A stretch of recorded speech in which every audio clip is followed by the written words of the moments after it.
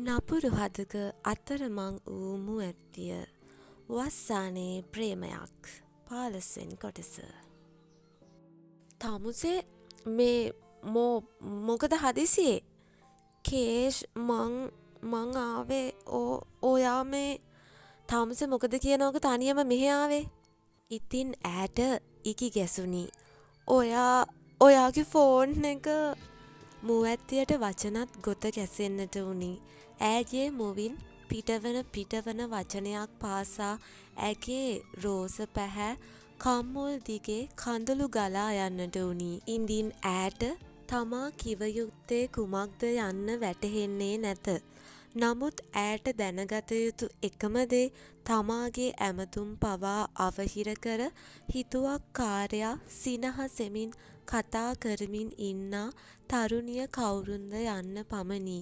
නමුත් එතැන සිටි තරුණිය දෙදෙනා දෙසම විමසිල්ලෙන් බලන්නේ එතැන සිදුවන දෑ විනිශ්චය කර ගැනීම සඳහාය. ඉඳින් එම තරුණියත් කතාවට සම්බන්ධ විය. කේෂව් කවුද මේ? තරුණිය අසන්නේ මුවැත්තිය දෙස ඕනෑකමින් බලමිනි. මුවැත්තිය බිම බලාගන්නට වූයේ ඒ දෑස් ඈ වෙතම යොමු වී ඇති බව දුටු නිසාය. නමුත් ඈට හිතුවක්කාරයා තමාව හඳුන්වා දෙන්නේ කෙලසින්ද යන්නත් දැන ගැනීමට දැන් අවැසිය. හිතුවක්කාරයාගෙන් තරුණිය ඉදිරියේ තමාගේ අයිතිය මුවැත්තිය හිතින් අයදින්නට විය. රශිනි මේ අදි මං ඔයාට කිව්වේ මගේ ගර්ල් ෆ්‍රෙන්ඩ්. ඉතින් ඔහු එලෙස පවසනවාත් සමග තරුණිය මුවැත්තිය දෙසම බලා ඉන්නට වුණි. මුවැත්තිය නම් හිතුවක්කාරයා දෙස බැලුවේ ඔහු හා ඇති කෝපය පහව යද්දීය. ඈට දැන් සතුටුය. ඔහුගේ මුවින් ඇගේ අයිතිය දැන් ලැබී ඇත. ඉතින් ඈ බිම බලාගන්නට වූයේ මුවේ මදහසක්ද ඇතුවය. එතකොට මෙයා නිසාද ඔයා මට අකමැති? මෙයා ලස්සනයි තමා ඔයා කියපු තරම්ම. ඒ වුණාට කේෂව් ඔයා දන්නවනේ ගෙවල් වලින් අපිව මැරි කරවන්න හදිස්සි කරනවා. මං ඒක දන්න නිසා තමයි රශ්නි ඔයාවද මීට් උනේත්. මං කිව්වනේ මං ඒක බලා ගන්නම්. කොහොමත් මට අදී ඇරෙන්න වෙන කෙනෙක් මැරි කරන්න බෑ. මං සිටුවේෂන් එක කලින්ම කිව්වනේ ඔයාට. හරි කේෂව් ඒත් මට දුකයි. ඔයාව වෙන කෙනෙක්ට දෙන්න වෙන එකට වගේම මට මෙයාට කලින් ඔයාව මුණ ගැහුණු නැති එකට. එලෙස පැවසූ තරුණිය හිතුවක්කාරයාගේ අතින් අල්ලා ගන්නට වද්දී මුවැත්තිය ඒ දෑත දෙසම බලා ඉන්නට වුණි. ඉතින් හිතුවක්කාරයා ඉක්මනින් ඇගේ අත ඉවත් කර මුවැත්තිය දෙස බැලුවේය. හරි රශිනි එහෙනම් දැන් ඔයා යන්න පරිස්සමට. මට නම් අද හෙලවෙන්නවත් බැරි වෙයි. ඔහු පවසන්නේ මුවැත්තියගේ අතින් අල්ලා ගනිමිනි. නමුත් ඈ ඔහුගේ අත ගලවා දැමීමට වෑයමකය. ඉතින් හිතුවක්කාරයාගෙන් ඈට ලැබුණේ රැවුමකි. මං එහෙනම් යන්නම්. බායි කේෂව්. තරුණිය එලෙස පවසා යන්නට වද්දී හිතුවක්කාරයා ඈව තවත් තදින් අල්ලා ගන්නට වුණේ ඈට රිදවමිනි. මොහොතක් ඔහු ඈ දෙස ඕනෑකමින් බලන්නට වුණි. සුදු පැහැ මුහුණේ රතු කම්මුල් මත තවමත් හරියට වේලී නොමැති කඳුළු වැලකි. කෙහෙරැල්ලක් ඇගේ මුහුණට වැටී ඇත්තේ එක් දෑසක් වසමින් ඈව ඔහුගේ බැල්මෙන් බේරා ගැනීමට මෙනි. හිතුවක්කාරයා එම කෙහෙරැල්ල ඇගේ කන පිටුපස රැඳෙව්වේ ඔහුට තවත් හොඳින් ඈව විඳීමටය. ඇත්තය ඇය දෙව්දුවක් තරම් සුන්දරයැයි ඔහුට සිතුනි. ඔහුගේ සිතිවිලි ඔහුටම පාලනය කරගත නොහැක. නමුත් මුවැත්තිය නම් ඔහු හා එකදු වචනයක් දෙඩුවේ නැත. තවත් ඔහු ඈ දෙස බලන්නේ සිංහයා ගොදුරක් ඩැහැගැරීමට පෙර විපරම් කරන අයුරිනි. නමුත් එක්වරම හිතුවක්කාරයා අඩියක් පසුපසට වූයේ ඔහුට ඈ හා විසඳා ගැනීමට ප්‍රශ්නයක් ඇති නිසාවෙනි. තමුසේ දැන් මං කියන දේ අහන්නෙම නෑ නේද? ඔහු අසන්නේ බැරෑරුම් මුහුණක් මවා ගනිමිනි.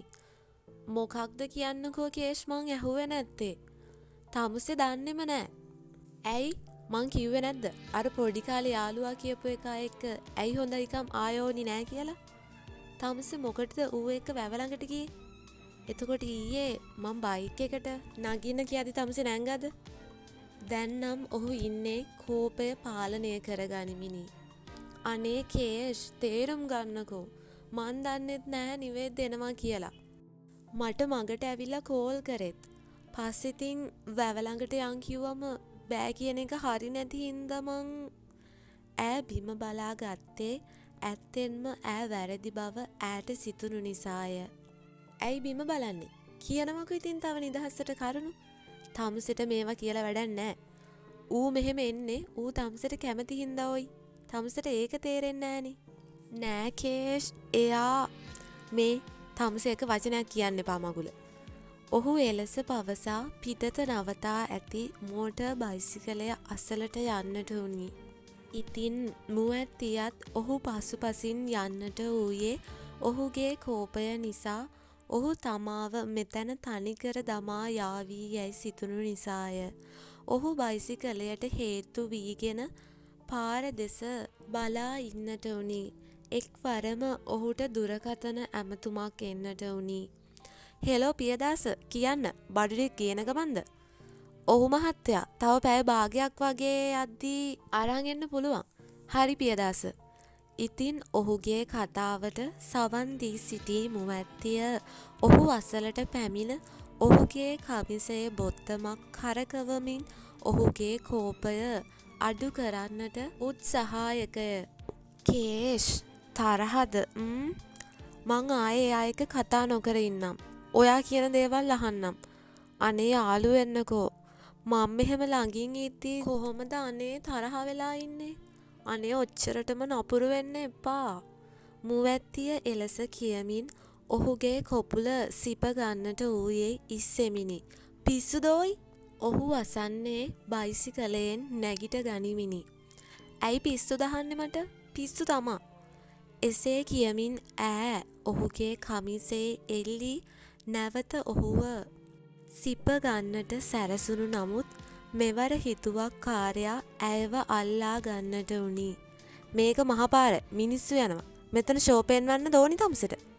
අනේ කේෂ් ඔයා හැම වෙලේම මට තමුසේ ඕයි කියලානේ කතා කරන්නේ. අර ආපු කෙල්ලට නම් හොඳට කතා කළා. ඇත්තද? මෙන්න මෙහෙට එනවා. ඔහු එලෙස කියමින් ඈව රැගෙන ඇතුළටම එන්නට වූයේ කිසිවෙකුට ඔවුන්ව නොපෙනෙනා තැනකටය. ඉඳින් මොහොතක් ඈ දෙස බලා සිටි ඔහු පහත් වූයේ ඇගේ ලවන් වෙතටය. නමුත් එක්වරම ඈ දෙතොල් සපාගන්නට වූයේ ඔහුට සිපගත නොහැකි අයුරිනි. මොකද තමුසේ? ඕවා හපන්න හරි අයිතිය තියෙන්නේ මට විතරයි. අතාරිනවා. ආයේ හපලා තිබ්බොත් බලා ගන්න. ඉඳින් ඈ දෙතොල් මුදාහල නිසා ඔහු සෙමෙන් ඒවා ස්පර්ශ කරමින් සිප ගන්නට උනේ ඇගේ ගතේ හිරිගඩු පවා පිපෙන තරමට සරාගී ලෙසිනි. මොහොතක් දෙකක් රිසිසේ සිපගත් ඔවුන් දෙදෙනා එයට විරාමයක් තැබුවේ ලොරි රථයක් පැමිණ කඩය අසලින් නතර කරන්නට වද්දීය. කෝ පොඩ්ඩක් ඉන්නවද? මං හිතන්නේ පියදාස ආව බඩු අරන්. මොන බඩුද කේෂ්? මේසපුටු. ඉතින් ඔහු ලොරි රථය අසලට යද්දී මුවැත්තියත් ඔහු පසුපසින්ම ඇදෙන්නට විය. ඉතින් ඊළඟට කතාවේ මොකද වෙන්නේ කියලා බලන්න දැන්ම අපේ channel එකට subscribe වෙන්න කියලත් ආදරයෙන් මතක් කරනවා. එහෙනම් ඊළඟ කොටසින් හම්බ වෙමු. Thanks for watching us.